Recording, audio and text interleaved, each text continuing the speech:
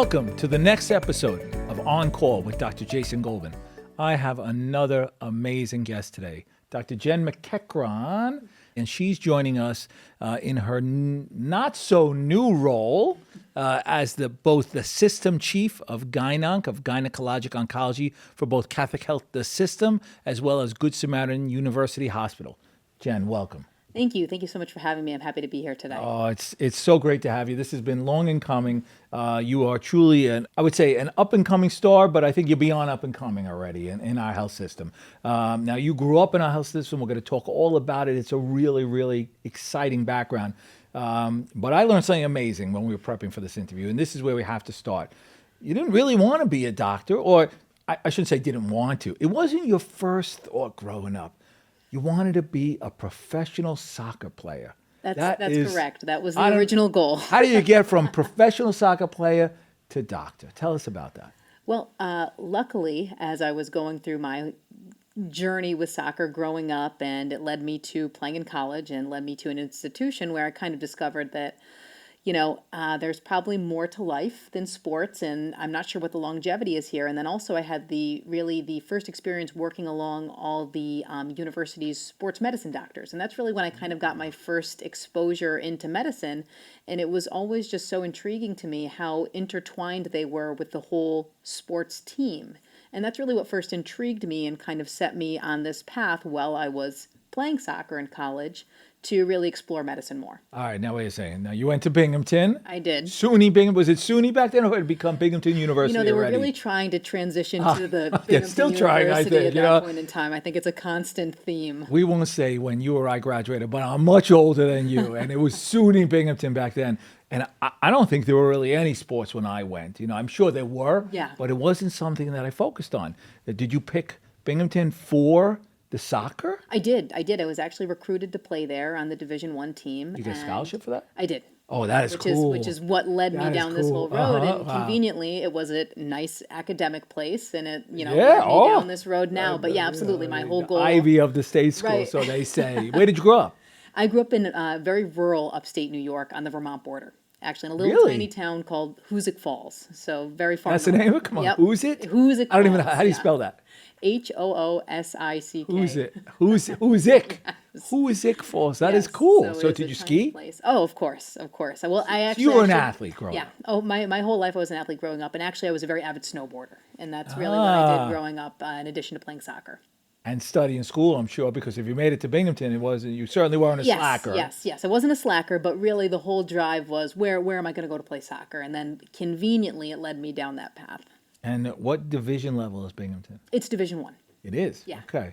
So you were on that track, and did you say, I'm not sure that I could actually make it to the pros? I don't know what it takes to be the next Mia Hamm. It's the name I know. I don't know. Right. It certainly takes a lot. And, I think growing up you have these aspirations that it's always possible. And then you get to college and there's a little bit more reality. And then I kind of, once I saw this whole sports medicine aspect, it really piqued my interest. I always liked science. And it seemed like, that's probably where the longevity That's a very smart, mature way to think in college. I don't know that I was thinking like that in college. Did you do Harper's Ferry?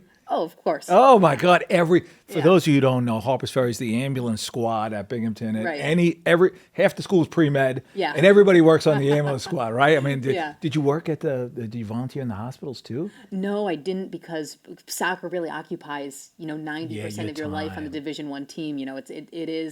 It really brought that whole, I think, truthfully, it kind of really set me up for medical school well, because in order to be on the Division I team, first of all, they tell you, you're really going to have a hard time being pre-med. You're not going to be able to do it. And that was really, and that's something that piqued my interest too, because the second somebody tells me something can't be done, I have to go do it. Of course, I'm going to surgical personality. I love it. That's why you're so really it all connects. And that's why they said, well, you're probably not going to be able to do this. Maybe you should pick something a little easier. And I said, well, you haven't met me yet, right? Challenge accepted. I love that. So that's right, because you need to have to balance your time. Absolutely. Where the non-sports guy could hang out in the library till forever and just hang out and study for an hour, and and you had to.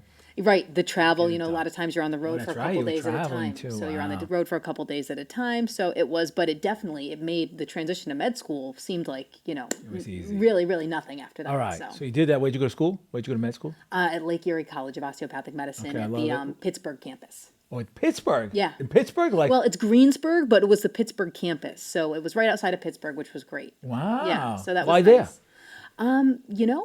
It during the interview process, I would go. liked I'm interviewed at multiple schools, and I really liked the setup. A lot of the rotations were with the University of Pittsburgh Medical Center. Yeah. and it was such a I had a real great deal, rotations Pitt's, yeah. there, and the city was fun.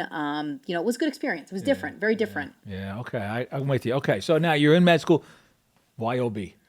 So that's OB was never on my radar, and What'd you want to do? I just wanted to be a Cardiothoracic surgery. Well, I wanted to be some type of surgeon, and as I was doing rotations, my third year, when you're kind of exploring all these You things, loved the OR. Did you get to the I OR and loved say, the "Oh OR. my God, Yeah. this is where I want to be"? absolutely, and that's really so. Towards the end, where you really have to solidify that decision where you're going to take your career, I actually got thrown into my scheduled OBGYN rotation was coming up, and to tell you the truth, I was kind of bummed. I said, "Oh, I don't want to do this," and just by the luck, I got set up not on the regular OB rotation. I just happened to get put on the GYN Oncology service at the University of Pittsburgh. And that was, to me, probably this was a hardcore. whole nother level of surgery that I had never experienced before. Forget not, there are plenty of fantastic things general surgeons do, but forget your elective gallbladder, your elective hernia. Cancer yeah. was a totally different ballgame. So I saw this and I completely pivoted. And the team I was working with really described, well, this is great, but before you can do this, you've got to survive 4 years of OBGYN.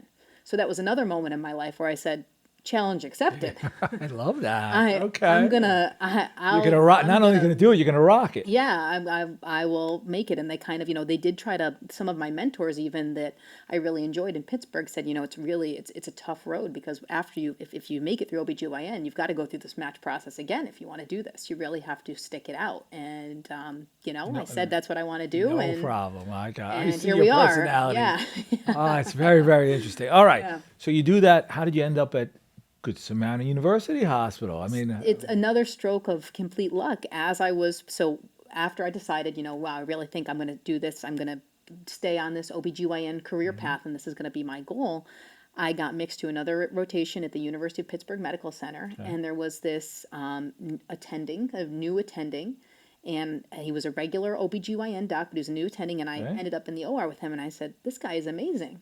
And he had a pair of scrubs on that said, Good Sam, West Islip. come on. I And know those. The baby blue, like the light blue. Yeah, the baby I still have blue. pairs of them at home. Don't tell anybody. And Okay. he said, "Oh well, you got to go do your residency here. This is the greatest hospital ever." So He did his residency there? Yep, he did Who his is he? residency. Can you say? Is it a Rocco secret? Florio, Rocco Florio. I don't know and the he name. knew Okay. all the crew, course, the Dr. Vulo, the Dr. Sampino, and he said, listen, I'll shoot him a text. Let me help you get a rotation there, and then. That was my first step to coming to Good Sam. I did a rotation there as a medical student. I said, wow, this is a fantastic place. This is where I want to try to match. Did Vulo sit you? I don't know who sits you down, Vulo or Sampino, and says, it's a really great place. We'd love to have you. Who gives you the talk? There's a lot of people in your ear, but I think Dr. Sampino was the one that really says, you got to, this is the place for you. And it felt like that, it really it's an felt amazing like place. it was such a nice atmosphere and a nice community of people right off the bat. Even as a medical student, it felt like, wow, this is really a good fit. I love that. I'm going to tell you two stories now. Yeah. One is that Vulo and Sampino, they were my professors at now NYT Com. Yep. I don't want to tell you what year, but it was pre-2000, and I loved OB until I actually did it. Yeah. But because of them, Right. they were some of the best teachers I had in all 4 years of my school. And lo and behold, many years later now, you fast forward to 2019, we're having a baby, and I'm looking at who's going to be my OB. And I called up Dr. Vulo, and I said, would you take us on? Sure. They were just incredible. They're still my wife's doctor. Yeah. There's a picture of us up in the wall Oh, with our yeah, little yeah. baby, and they are really, really incredible, special people. Oh, absolutely. And they give you that feeling that, again, it's a community, everyone's very supportive.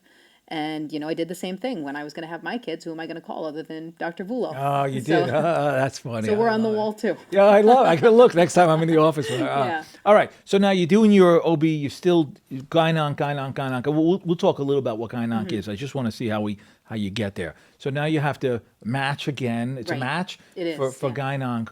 you ended up in Brooklyn Yeah. at an academic university. Talk Right. about that a little. So that was probably the most challenging step in all of my career, even where I am now, because it's a really selective. There are not very many GYN oncology programs. Do So you I know how many knew. slots there are? So at one point when I applied, there Yeah. were only about 43 a year. Wow. So in the Wow. nation. Yeah, So it uber was, competitive. yeah. So it was really, so the whole time I had been preempting myself throughout residency. I've got to publish everything I can publish. I really got to make this happen.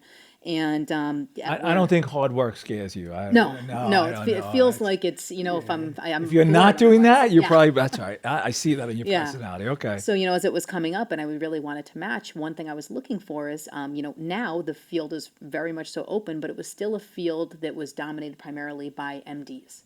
So I knew interesting. I was Okay. gonna hit a set of challenges going in, and when I interviewed in Brooklyn, where I ended up matching, I felt like I connected, and then I said, this is it. This is my chance. This is where people didn't look the other way at me and say, oh well, we're looking more of a different audience. And Dr. Lee, who came here with Amazing. me, Yes. Gentleman, truly yeah, gentleman. I told him. He said, well, why should I take you? And I said, because nobody's going to work harder than I am. I'm going to guarantee you that. And Did that conversation really happen? Oh, absolutely, I absolutely. He love said, well, that. why would I? Should I take you? And I Wow, said, I got the "This is-" chills on that. Yeah, he said, Yes, this is. And obviously, we then continued our career together, and it was successful. But training in Brooklyn was an amazing experience on Amazing. so many levels. Just because there's nothing that you will not see in Brooklyn. So it was an amazing experience. I'm very grateful for that. That's great. And then you brought Dr. Okay, so now you finished your program. Fellowship is 3 years? 3 years. Three additional. So you did Yep. 7 years 7 total? years. Okay. So you're finishing 3 years. Now you got to figure out what you want to do. Wait. Now, Right. now you got to go to work, right? Right. How'd you end up back at Good Samaritan University? I just don't know how that. I don't know how that happened. Well, it's like, again, we talk about this, kind of family community. It was always nice that throughout my career in fellowship, Dr. Vullo, Dr. Sampino, Dr. Trevetti, they're people that you can tell Tim, you're always my buddy too, yeah. they're always thinking about you. And multiple times they reached out, to find out how things were going. All of a sudden, second year, Dr. Vullo starts to say, well, we want to hire somebody. We want to hire somebody. And, it felt like I just loved the environment so much throughout residency because, Catholic Health, it has that big system aspect, but I always felt like, as opposed to some of the academic institutions that I was a part of in fellowship, I still felt like recognized as a person, not a number, if that made sense. And it felt like, absolutely. It's a big system support, but, if I need something, if I want to change something, if I feel that I have a great idea, somebody's actually going to listen to me. And that's something that I always felt like, even as a resident. So that was really what drove me to come back, because I felt like this was a place that I could really make an impact. I love that. That's a great summary. I think that Yeah. really captures what a lot of what we do here, right? Yeah. Yeah. Absolutely. And you felt that as a resident. That's kind of cool. I did, yeah, because it felt like, if there's something that we think we can do here, it always felt like the door was open. There's an ear that's going to hear you. Something is going to happen, and you're not just, lining up to stand in line and be a number, really. All right, I'm going with you. Okay, so you come back and actually, Dr. Lee, your mentor, your professor, your residency program, fellowship program director, you get him to come here with you. I did. I don't know how you convinced pull him to that come one back. off, but I convinced him to come so the back. two of you come, and now you're the gyne-onc department, basically for the whole Yeah. health system, Yeah. right? Based at Good Samaritan University Hospital, but I know that you help everybody. We do. Let's talk about gyne-onc, right? And I think one of the ways I see a gyne-onc among your other duties, besides all your cancer duties, is you're also the premier surgeon for the OBGYN. So I say when a woman needs an issue, you call the OBGYN. When the OBGYN needs help, you call the gyne-onc. Exactly. Right? Is that a fair? That's like that's NYPD, exactly yeah. That's exactly how it works, and that's part of the reason that I love this job so much, because I do a little bit of everything. We do all the cancer stuff, we do the very complex surgery, and then I also have a really unique role, and most gyne-oncs have a unique role, and I take care of all the big obstetric emergencies, the obstetric problems. You are the last line of support, and not only a lot of something I get a big question about very often is that surgically, gyne-onc is more than just your pelvic organs, for lack of a better term. We really do everything, because we operate anywhere that cancer could go. So we do bowel surgery, we do urologic reconstructions, diaphragm, spleens. We do it all, and to I me didn't that realize was you one of touched the the big deals. diaphragm too. That's Yeah, interesting. yeah, we do. We really do it all. So Why? it's Because you such could a stud the diaphragm with and disease. we do a lot of diaphragm resections. That's like a very Do you bring standard part. thoracic in for that, or you don't even need to? No, very rarely. We open the Wow. chest. It's we get to See, do it I all. didn't even know Yeah, that. we get to That's do it very all. cool. So Okay. it's part of the one of my favorite parts of the job is we do everything. I got it. All right. So standard. What? Well, first of all, to your point that you guys are the rescue agents. Even this morning, right? I mean, we were Yes, talking yes. a little before you came in. You've been running all day. That's you. Yeah. That's your personality anyway. I don't think Yes. there'd be a day you weren't running, but there was an issue and an OB needed help, and Yeah. then what do you get a call on the phone and say? Yeah, we get a call on the and phone. you just drop everything. Yep, we drop everything, and luckily my office staff is amazing, and they are the masters of triaging and dealing with all the patients in the office who understand these emergencies. When we run out, a lot of these times they are life-threatening situations. Someone may be close to bleeding to death, and that is again the that kind of aspect that you drop it all, you run, and then I run back and continue on my regular day. When you're driving in for an emergency? You remember when? Let me back up. You remember when we were like residents, right? And you're the senior resident on Yeah. call, and you get a call that XYZ is happening, and so I call that my elevator time, and I would think through, what the story is and what's going to be here's my 5 potential scenarios of how Right. I'm going to deal. Do you do that even now driving in, or is it so ingrained? You know what? It is, but I have my, as a surgeon, I'm dependent on my tools. So I get the call, and then I have my whole triage of lines. I go down, all right, I call the main OR, send me this, send me this, send me this. And I'm thinking the whole time, what is everything that I could possibly need in this operating As you're navigating Yeah, through so I'm did you buy a driving there. Tesla, one of those electric cars that drives itself, or no, you're driving? No, not yet. I'm driving. All right, hands-free, no, hands-free, okay, hands-free. okay. But I'm thinking in my mind, all right, what am I going to need? I'm calling the OR, and they're so again, one of the reasons that I love being based at Good Sam is they're the whole team, they mobilize everything. Everybody's there. They've got everything you could possibly need, and the whole team is there to support you. I love that, especially in the new building. Yeah. And do you get the new ORs? I do, and they are state of the art. They're beautiful. Everything They're is big, right? You don't even, you could like echoing in Oh those my rooms. gosh, you could land a helicopter in them. They're fantastic. Yeah, it's amazing, really amazing. The patients are also impressed with the new building. It's really great. All right, let's talk about gynonc. So gynonc, traditionally you think of ovarian cancer, cervical cancer, endometrial Yep. cancer. What am I missing? We That's do the big three. vulvar, vaginal, but those are the big Okay, three. right? Yep. And talk about how the field has evolved, the use of the robot. What's the actual surgery evolution over the past few years? And then I know one of the coolest things that I didn't know till I actually came to practice at Good Sam many years ago was that the gynecologist actually also runs the chemo, works with the radiation Absolutely. oncologist, but does really what a medical oncologist does as It well. is. So just give me a flavor on Absolutely. So the spectrum of gynonc is so interesting, and that's another thing that I always found very appealing because we are the only specialty that continues to still give our own chemotherapy, and that has really evolved into and become very complex because, as everyone knows, it's not just chemotherapy. No, It's immunotherapy, it's everything. life-changing So stuff, right? Absolutely, and I mean it's amazing. We're curing diseases we never cured before, but it is something that we manage, and the beauty of that is it allows me to really time the chemotherapy and the targeted therapy I'm doing with my surgery. And one thing that we've evolved to in gyn-onc with the use of minimally invasive surgery and the robot is now we're doing a lot of upfront chemotherapy and immunotherapy where we're shrinking cancer down rather than doing these massive operations. A lot of time we're curtailing and individualizing, shrinking cancer down, and then able to do these what used to be massive operations the through big tiny debulkings, right? and now we're doing these these surgeries with the robot or with laparoscopic surgery, and the patients are leaving the hospital the same day, which is just, I mean, Amazing. even in, the time that I have been training, all of this has evolved so much, and it is so satisfying as the physician to see patients do so much better. Oh. And that's something that aspect that we give our own chemo and systemic therapy allows us to really individualize what's happening for each patient. And that's something that I think is just, really, really, it really improves the patient experience and the patient outcome. It's to me that I can't imagine the patient bond that you then form. So you know my wife, and she went through breast cancer many Yes. years ago, and We had our breast surgeon, and then we had our oncologist, and we had our plastic surgeon. Everybody was, Right. and so she has amazing bonds with all of them. But you're essentially all of that in Right. one. So does it ever? Is it too much? Do you feel overwhelmed?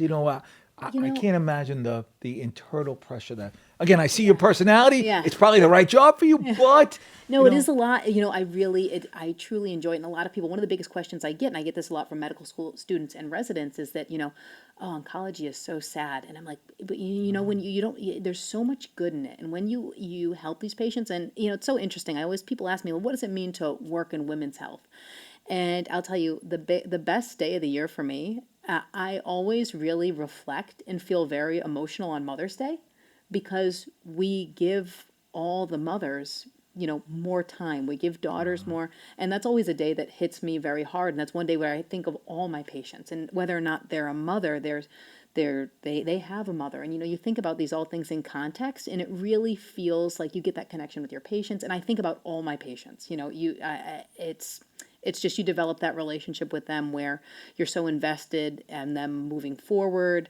And with all the new technology we have, as far as all the immunotherapy, we have new ways of monitoring cancer, which is extremely advanced and very accurate. And we're seeing patients do so well, and it's so satisfying. I do agree with you. I think that's a perception, especially for the medical students. Yeah. That's kind of how I thought of oncology Yeah. as a medical student.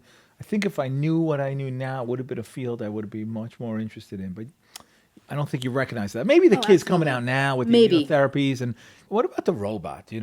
How has that? Did you use the robot and did we? I did. So I grew up in the era where I was trained robotically in fellowship, which is a little bit in residency, but more so in fellowship. And for me, the robot is a great adjuvant tool that we use for very specific things.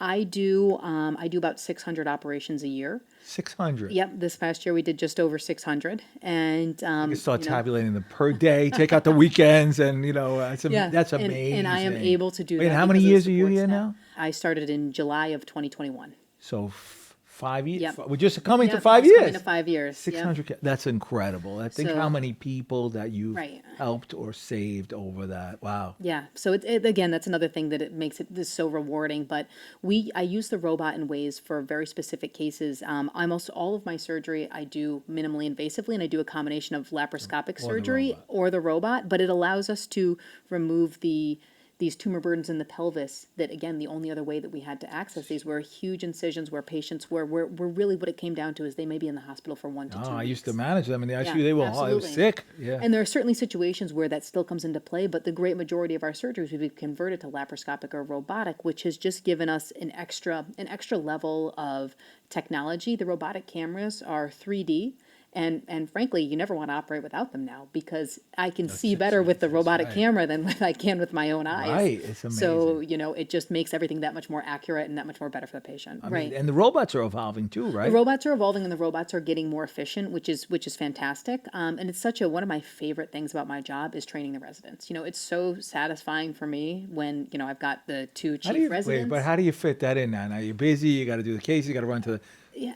Teaching is a priority. Teaching is a priority, and one thing again in this this academic system that we have here at Good Samaritan University Hospital, the residents are always residents on my service, and they come, they're eager, and they're ready to learn. And a lot of times during the day, because of the efficiency of the operating room, I will do 8 hysterectomies a day, and those residents are just knee deep immersed in that, and we're really turning out fantastic residents, which again is the next generation of OBGYNs. That's right. And so I feel so much internal pride when I have the 4th year residents and they're doing so well, and you feel like you see it in real time how much they're gaining from it. Right, So because you watch them grow. yeah, exactly. So it's Just so like it's, they watched you grow. Exactly. Have any of them said, I want to be gyne-onc, or we've too much got for a them? couple. Well, we've got a couple. We just had a resident match to a really competitive program. that's amazing. That's great. Yeah, so we're doing Will great. they come back?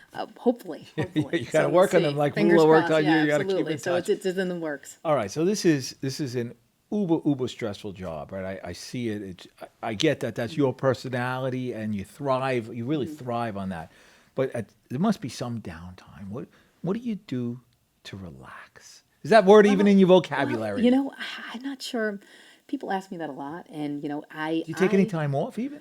A little, well, I actually took my first vacation that I've taken in years recently, but I have two young kids and I spend time with them. And Boys, girls? boys, I have boys, How old? 3 and 5. Oh, that's So nice age. they're Boys, fun. huh? Isn't that They're interesting? they're Did you want boys? Did you want girls? What, no, I grew up with girls, so this is a whole change for me. Oh, boys But they're are- fun. They're Yeah, fun. I love right. it. They're very Are exciting. they athletic? Yes, they are. They are very athletic. I would think with And, you as mom, right? one Definitely a thing- genetic component to that athleticism. I think so, definitely. But yeah, they're very athletic. They're fun, so I spend a lot of time with them. And we actually have a horse farm, and that's what my kids ride. We spend a lot of time with the Like equestrian animals. ride. You Yeah. ride too? I do. Yeah, I do. I do some show jumping, so to speak. So we Really? have some horses. Where you run through the thing and then jump over Yep. Get Yeah, out of my here! How did you figure that one out?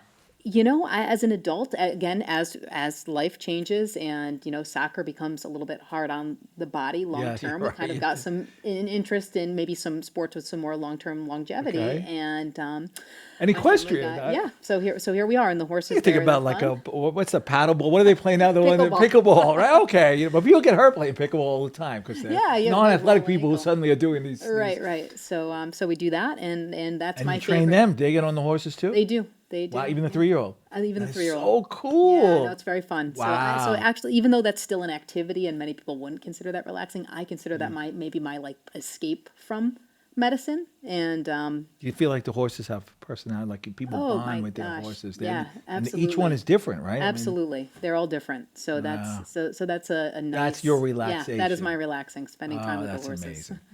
All right. Well, listen, this has been incredible. But we always end by saying, if you had one piece of advice to share with somebody who's interested in becoming a doctor, up and coming medical student, even an up and coming resident, what would you impart? What piece of wisdom that you've learned in your career that's still so early but is so successful so far? What would you share with them? So I'd say that the key thing to keep in mind is that it's all worth it. You're going to have hard days throughout medical school, throughout residence. You're going to have long hours. You're going to feel like, wow, I got the bad schedule this week.